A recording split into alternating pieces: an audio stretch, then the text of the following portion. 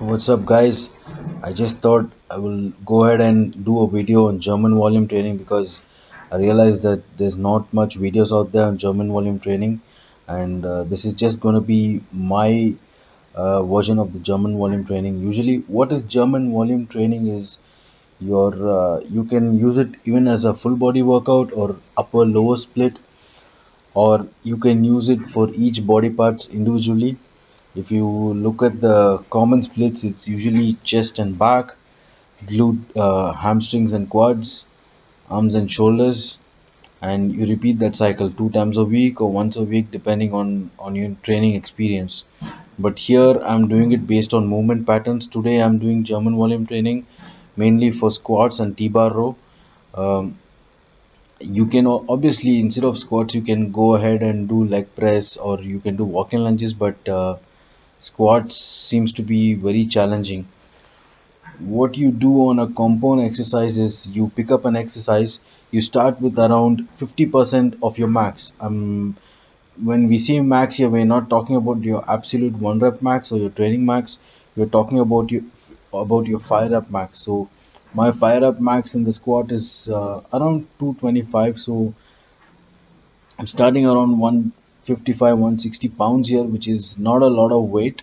Sorry, 130 pounds, which is not a lot of weight, but it's good to begin off this with, because the first 4 5 sets seems very easy, but as you go on, because you need to realize that especially with your big compound exercises like this in the German volume training, your maximum rest is 90 seconds, but I'm trying to take only 60 seconds rest here.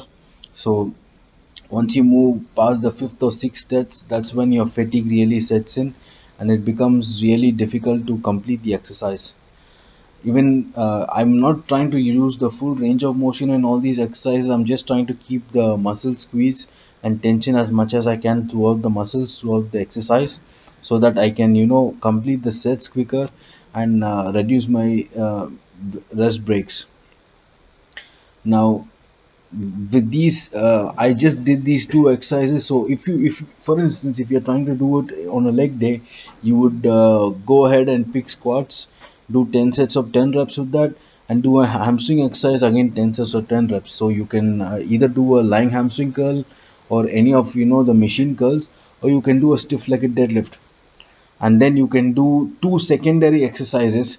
In this case, if you're trying to do legs, I would do calf raises for 5 sets of 10 reps, and depending on where my weakness is, if I'm trying to bring up my glutes, I will do a glute exercise with 5 reps of 10 5 sets of 10 reps, or I will do a quad or hamstring, whichever I'm trying to bring up.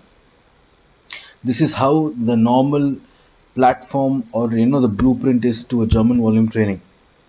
And it's the same thing. If you're trying to just do chest, you would pick one primary exercise for chest, say maybe flat bench or incline or machine press, and do 10 sets of 10 reps, and do a secondary exercise which should mostly be a semi isolation exercise. Say for chest you will do pec deck or cable crossovers with 5 sets of 10 reps. Is that you're finishing off the muscle which gives you maximum tension. You obviously have to start off with the compound exercise and finish it off with the isolation exercise. Now how do we progressive overload on this method is, you try to add 5 or 10% of the weight, or 5 pounds or 3 pounds or 2 pounds, how much you want to add, you try to add that throughout the weeks. So if this week I did 135 pounds on the squat, the next week I should try to be able to do 140 pounds, or try to progressive overload every 2 weeks. This can be a 12-week or a 24-week cycle depending on where you want to be. This is not a beginner workout program. This is more of an intermediate, because beginners really shouldn't be trying to do this much of volume. This is for someone who's trying to increase their size, or if you're an athlete, you can do it in your off-season time. But before you start German volume training, you need to have, or you need to understand few things about the German volume training, or you need to check, have you built a strong base? Like, Have you tracked your progressive overload? Have you built some muscle? Have you built some strength? Do you have your form on the main compound exercises? Because if you don't have these, then you have no reason to be running German volume training, because German volume training is when you've already ran the basic programs like 5 by 5 or strong lifts or whatever programs or whatever split that you've done. You need to have at least a 2 year base or a 4 year base to even start this.